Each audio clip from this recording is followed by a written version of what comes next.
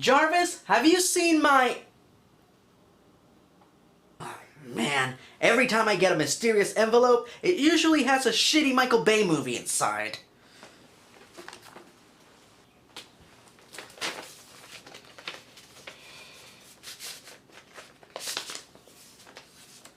Dear Erod, I'm glad you made it through your little time travel adventure earlier this year. My time travel adventure? I thought I was having a nightmare. It makes me glad that I took the time to fix your old vortex manipulator. That's why it was working. Who is this from?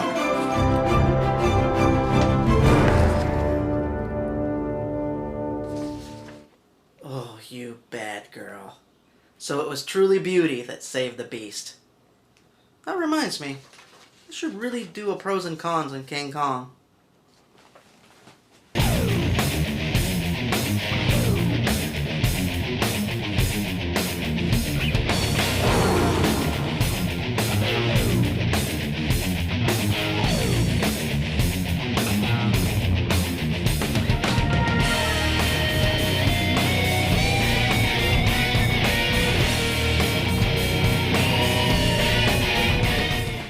Greetings, fanboys and fangirls. I'm Erod and I'm the Blockbuster Buster. You demanded it, you got it. The eighth wonder of the world gets a pros and cons treatment.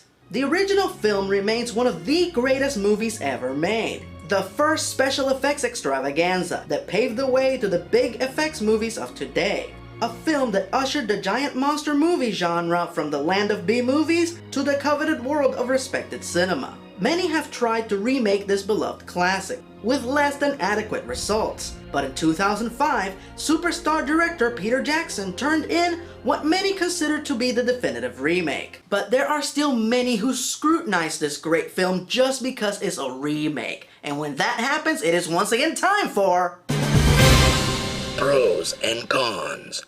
Let's start analyzing the eighth wonder with the element that matters the most. The plot.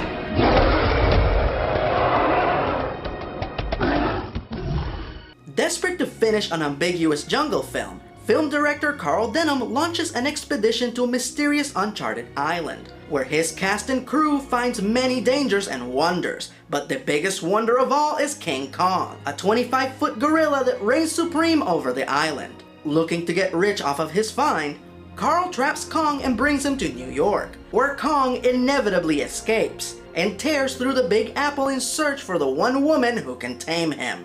So, is this a good plot or a bad plot? Pros.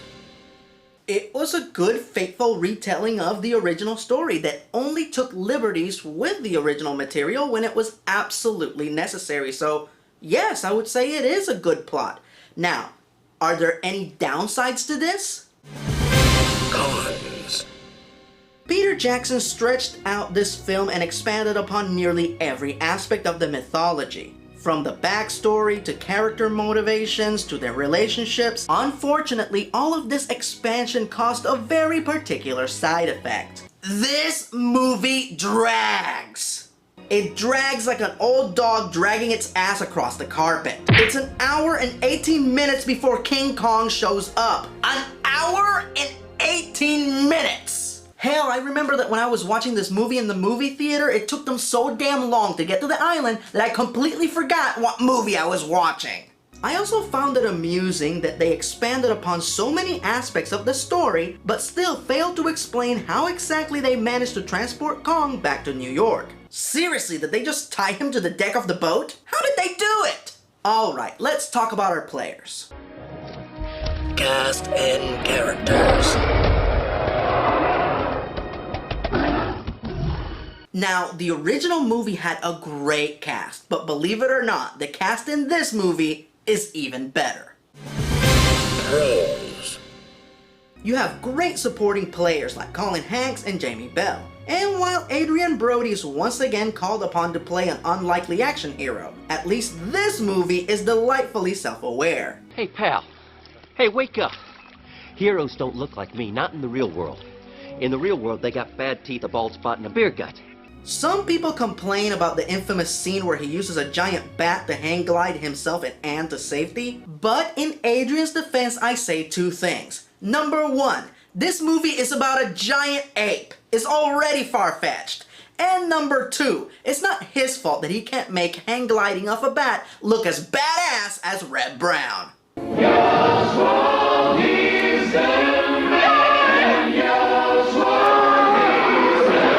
That guy is awesome.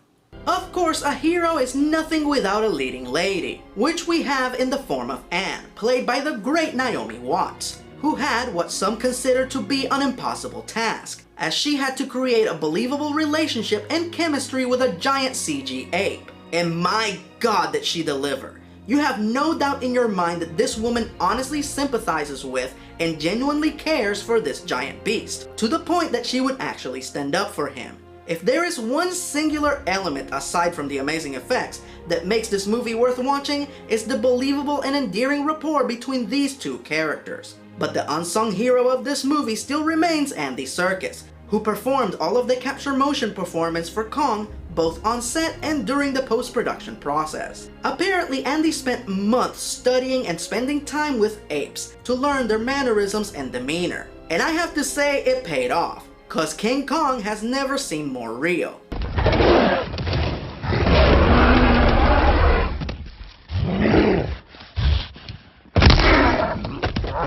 And yes, before I get a million emails, I am aware that Andy Serkis also plays Lumpy the Cook. There, are you happy?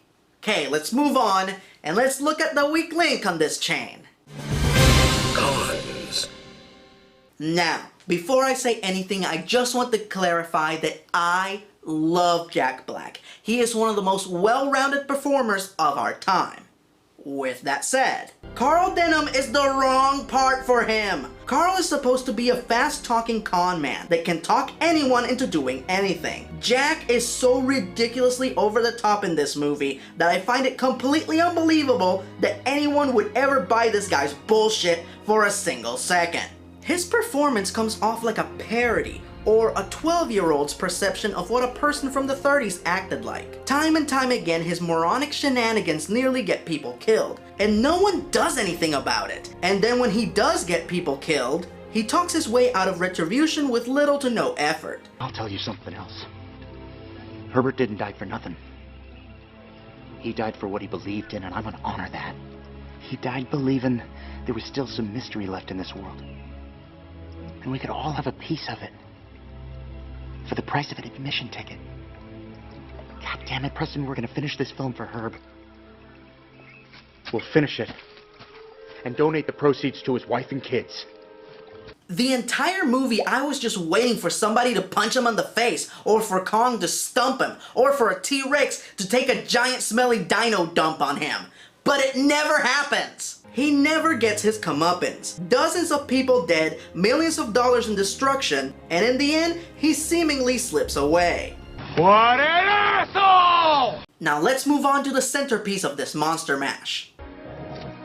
Design and effects. The mind-blowing special effects is what made the original film a classic. So, did the new version live up to that benchmark? Pros. As far as the design goes, this is one good-looking movie. I cannot express how happy I was that they kept the setting of the film in the 30s, as opposed to setting it in modern times. And Kong has never looked better. The effects, of course, were created by Weta, Peter Jackson's own personal digital effects company, responsible for the effects of The Frighteners, the Lord of the Rings series, and the animation for the Hulk in the Marvel movies. Fuck yeah! Wait a minute, what? Was that image created by one of the guys at Weta? Oh man, why isn't that a movie? Anyway, so, are there any drawbacks to having all these vast technical assets at your disposal? Cons. Very much in the tradition of the original film, the filmmakers bit off a little bit more than they could chew. As while most of the effects are spectacularly mind-blowing, others already look dated and ill-conceived right from the get-go. The dinosaur stampede sequence is so silly and laughable that you have to admire Jackson's ambition, cause it never actually looks like the actors and the dinosaurs are inhabiting the same space. Sometimes the dinosaurs move too fast, sometimes the humans move too slow, but ultimately, it is very apparent that what we're seeing is a bunch of actors running from nothing. Yes, it might not be the best sequence, but it's not like the original movie's not guilty of the same sin. So for now, let's just forgive them for the fake-looking dinosaurs. Are you sure about this, Denham? Don't we have a stand-in for this type of thing? I need you in the shot or people will say they're fake. No, nobody's gonna think these are fake. Alright, let's look at the moments that enforce Kong's might. Action sequences. This is one area where the original film always left me wanting more, as the action sequences would end almost as quickly as they would begin. So, did the remake rectify this? Pros. Absolutely. The majority of the action sequences, especially the ones involving Kong, are spectacular. The T-Rex battle, Kong's capture, the rampage through the city, it both honors the original while expanding on the spectacle. Some folks complain about the action sequences being too long and tedious, but personally, after sitting through 40 minutes of people traveling on a boat, where the most entertaining thing that happened was Naomi Watts dancing with Billy Elliot, finally getting some action and excitement is a wonderful relief. So, with some of the greatest computer animated action sequences of all time, how could anyone complain?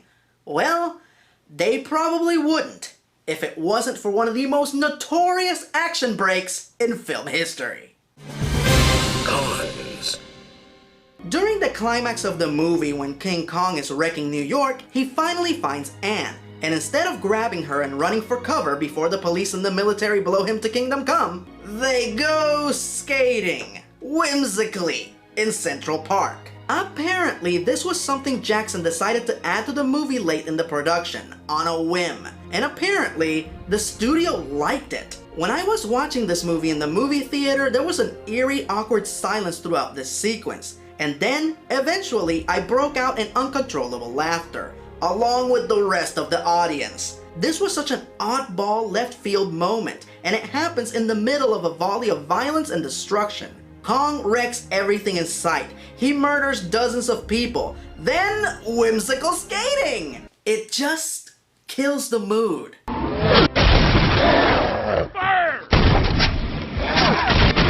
Thank you, that's more like it.